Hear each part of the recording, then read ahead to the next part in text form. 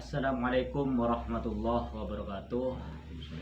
Alhamdulillah, alhamdulillahirabbil alamin, wassalatu wassalamu ala sayyidina Muhammadin wa ala alihi wa ashabihi ajma'in. Amma ba'd. Sahabat-sahabat Mas Wahyu PCLN dimanapun berada, sahabat-sahabat Gus Nur Samsun, dan juga para simpatisan Padepokan Cakra Lodaya Nusantara dimanapun berada, baik yang di Indonesia maupun yang di luar negeri. Mudah-mudahan malam ini senantiasa diberikan keberkahan oleh Allah Subhanahu wa taala, kesehatan secara zahiriyah maupun batiniah. Amin ya rabbal alamin. Alhamdulillah sahabat-sahabatku, pada malam ini saya kedatangan tamu yang sangat istimewa sekali, yang mana ini merupakan saudara saya yang baru ketemu. Selama ini kita cuma bersaudara di HP, di WA, Facebook grup ya. Dan kali ini saya ketemu benar-benar real sama orangnya. Jadi bukan cuma suaranya, tapi orangnya sekarang hadir di tengah-tengah Padepokan Cakra Lodaya Nusantara Madura ya.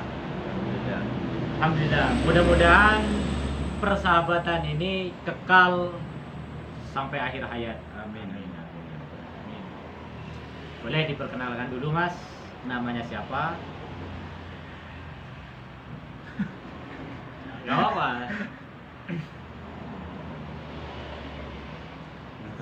Perkenalkan, nama saya Sadamun dari Madura.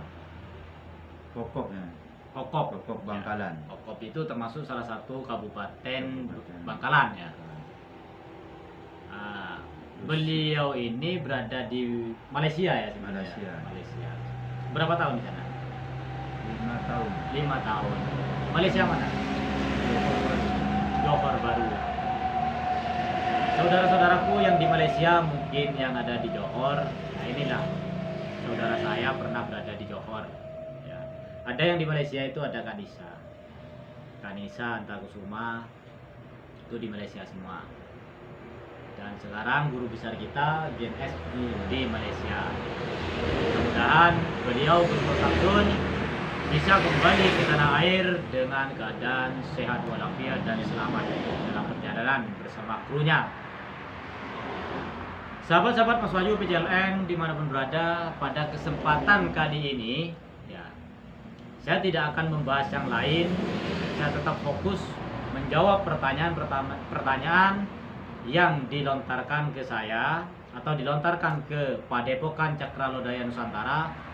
Dan dalam kesempatan ini saya hanya mewakili GNS ya, karena mungkin beliau sibuk tidak bisa menjawab masalah yang seperti ini, maka saya Al-Fakir yang sangat minim dengan ilmu ini menjawab pertanyaan dari netizen, dari penggemar, dari jemaah.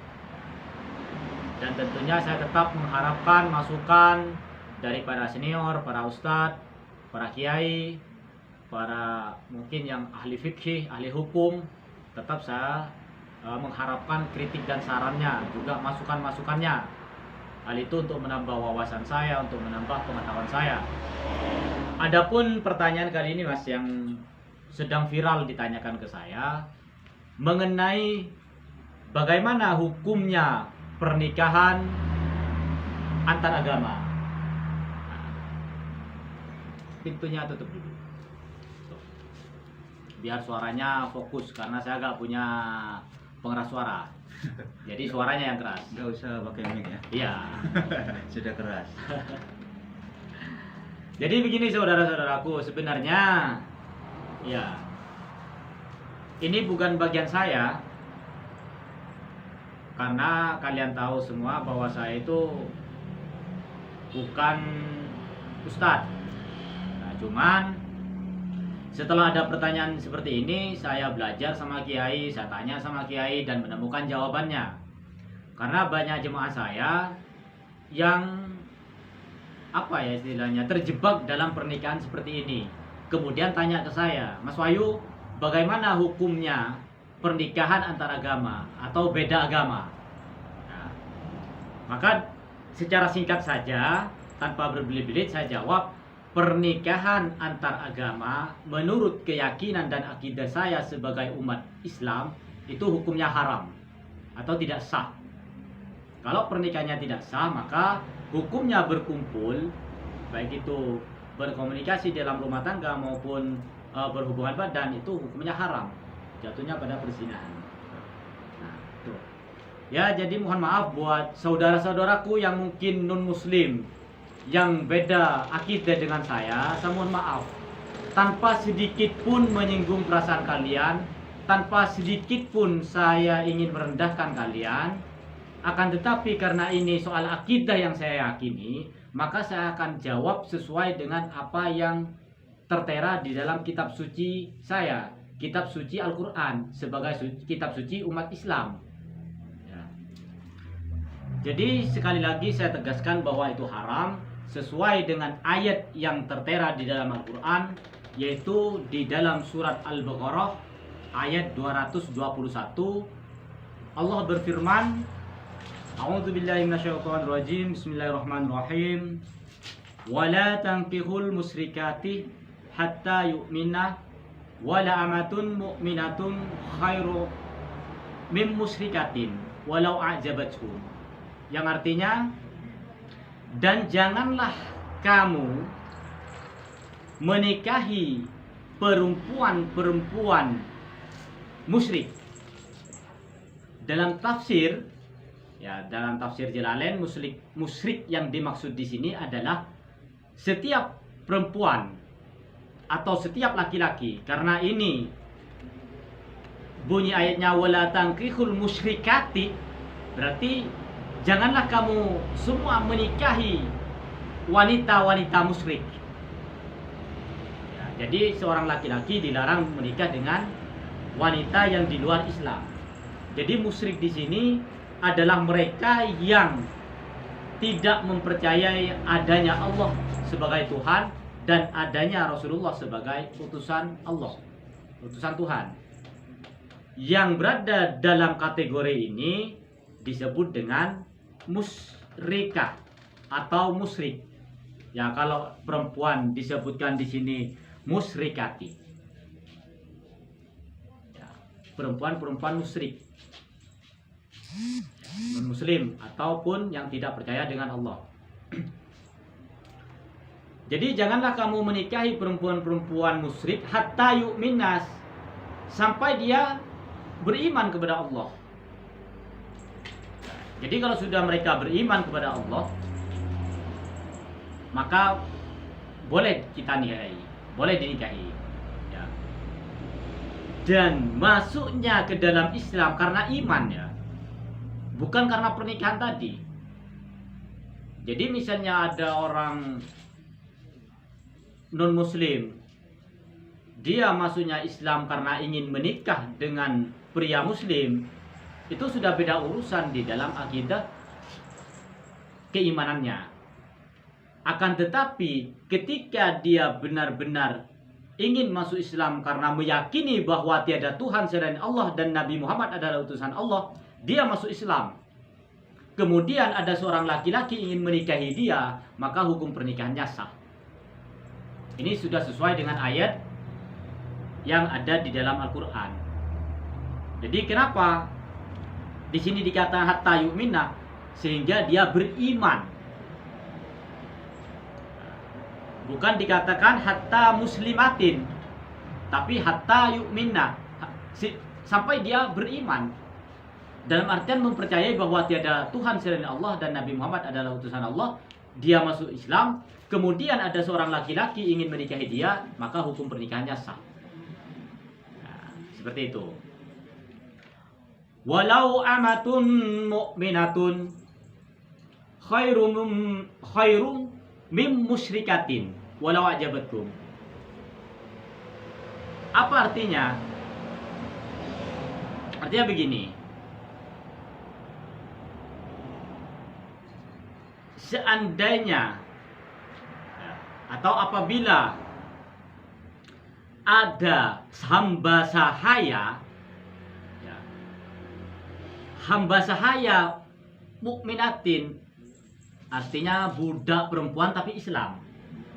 itu lebih baik kita nikahi ketimbang perempuan musyrik. Jadi pilihannya begitu. Seandainya ada hamba sahaya mukmin, itu lebih baik khairun mim musyrikatin. Hamba sahaya yang beriman kepada Allah, percaya bahwa tiada Tuhan selain Allah dan Nabi Muhammad adalah utusan Allah, itu lebih baik daripada perempuan-perempuan yang musyrik. Walau ajabatkum, walaupun itu menarik hatimu. Paham yang di sini? Jadi seandainya ada orang non muslim yang cantik menggoda hati tapi musyrik, kemudian di sini ada hamba sahaya yang beriman kepada Allah, maka hamba sahaya ini, budak ini lebih mulia derajatnya untuk kita nikahi, untuk kita jadikan istri ketimbang perempuan yang musyrik tadi. Walaupun yang perempuan musyrik ini cantiknya luar biasa. Ya. Itu adalah bentuk larangan seorang muslim untuk menikahi seorang perempuan yang beda agama.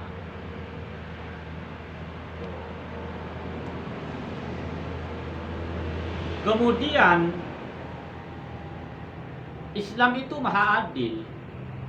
Kalau laki-laki muslim dilarang menikah dengan perempuan musyrik, maka dilarang pula perempuan musyrik menikah dengan laki-laki muslim.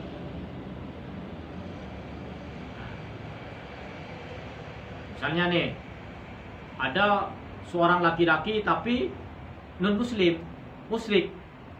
Nah, sementara anaknya sampean putri ini sangat jatuh cinta kepada dia. Yang tadi yang musyrik itu perempuannya, sekarang kebalikannya, yang musyrik itu laki-lakinya, maka tetap tidak boleh. Yang perempuan ini Islam. Tadi kan perempuan laki-lakinya Islam, perempuannya musyrik. Itu tidak boleh, haram. Sekarang ada perempuan muslim dicintai oleh laki-laki yang non muslim, maka hukumnya juga tidak boleh. Sesuai kelanjutannya ayat tadi,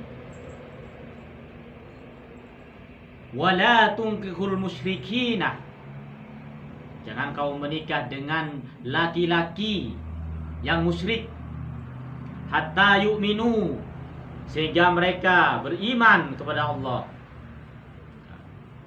Wala abdun mu'minun, dan bukankah seorang hamba sahaya tapi beriman, ada budak laki-laki tapi beriman, khairun, itu lebih baik mim musyrikin, daripada laki-laki yang musyrik, daripada laki-laki yang di luar Islam. Walau a'jabatkum, walaupun ganteng, walaupun menarik hati, ya, walaupun seperti Arjuna, walaupun kaya dan lain sebagainya, tetap tidak boleh. Karena ini ayat, apakah ada hukum yang meringankan tentang itu? Ulama yang 4 sepakat mengharamkan pernikahan antar agama. Ya. Jadi bagaimana yang sudah terlanjur menikah?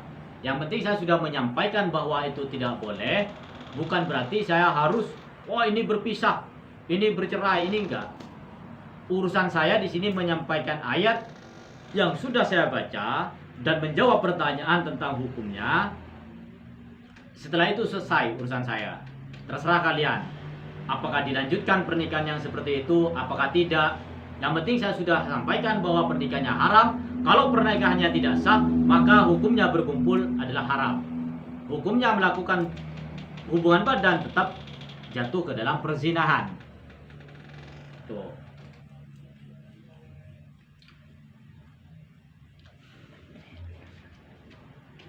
Dilanjutkan ayat itu. Ulaika ya'uduna ilan nar. Ya, wa ulaika ya'uduna ilan nar. Ya. Bahwasannya Allah itu mengajak kita bahwasannya mereka itu yang demikian ini, pernikahan antara laki-laki non muslim dengan perempuan yang Islam ataupun sebaliknya, itu mengajak semuanya itu ke neraka. Sementara Allah mengajak kita ke surga. Tinggal milih. Mengikuti hawa nafsu kalian. Jelas di sini dikatakan bahwa yang demikian itu adalah mengajak kita kepada neraka, ataukah tunduk kepada hukum yang ditetapkan oleh Allah, karena Allah itu senantiasa mengajak kita ke dalam surga. Di sini saya tekankan, ayat ini saya bacakan untuk jemaah saya, untuk kalangan orang-orang yang beriman di dalam agama Islam. Di luar itu saya mohon maaf, tidak ada sedikit pun menyinggung atau merendahkan kalian. Saya tetap menghargai saudara-saudara saya yang di luar Islam, yang Kristen, umat-umat Kristiani, ya, Hindu, Buddha, Konghucu atau agama-agama yang lain. Tetap secara moralitas tetap semuanya saudara saya, dan saya akan bersikap toleransi. Bahkan di dalam Islam itu, karena sangat indahnya Islam, dianjurkan untuk saling tolong menolong. Andai kata ada orang non-muslim membutuhkan bantuan saya, silakan datang ke sini. Apapun bentuknya, kalau saya mampu, wajib hukumnya saya menolong. Ya. Akan tetapi di dalam akidah tertentu yang itu memang sangat sakral sekali, saya harus sampaikan bahwa ini haram, ini halal, ini boleh, ini enggak. Dan saya berkeyakinan pun di dalam agama lain juga ada aturan-aturan seperti itu, yang mana orang Islam tidak boleh tersinggung apabila ada aturan-aturan yang tidak sesuai dengan ajaran Islam. Ya. Tuh.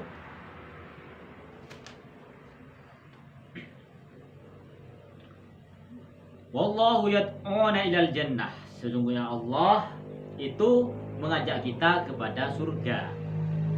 Wal maghfirati bi'idnihi wa yubayyinu ayatihi linnasi la'allahum yatadhakkarun. Dan Allah senantiasa memberikan maghfirah kepada kita. Ya, niat baik. Allah senantiasa memberikan pengampunan terhadap kita. Wa yubayyina ayatihi, dan diantara ayat-ayatnya linnasi la'allahum yatadhakkarun, itu diperuntukkan buat manusia. Ya, buat manusia yang bagaimana? Buat manusia yang mau berpikir. Ya. Jadi kita berpikir, kita renungkan, kita belajar dan belajar, ya, supaya tidak sembarangan dalam bertindak, tidak mengikuti ego, tidak mengikuti hawa nafsu. Ya, kita harus tetap berpedoman kepada ayat-ayat Allah yang berada di dalam Al-Quranul Karim. Mungkin itu saja saudara-saudaraku yang dapat saya sampaikan. Mohon maaf bila ada kesalahan, dan tetap mohon kritikan, mohon masukan, karena saya Al-Fakir memang sangat bodoh kalau dijelaskan secara kasarnya. Saya masih bodoh, saya masih awam. Mudah-mudahan apa yang saya sampaikan itu menjadi ilmu buat kita semua, karena itu ayat dari Allah. Dan apabila ada kesalahan baik di dalam membaca, di dalam tajwid, saya mohon maaf, mohon maklum. Ya, mungkin saya nanti akan belajar lebih baik lagi. Apabila ada kesalahan itu murni karena kebodohan saya, apabila ada yang benar itu karena Allah sedang memberikan petunjuk. Ya, demikian saya akhiri dengan ucapan ihdinas syiratal mustaqim, wabillahi taufiq wal hidayah, wassalamualaikum warahmatullahi wabarakatuh.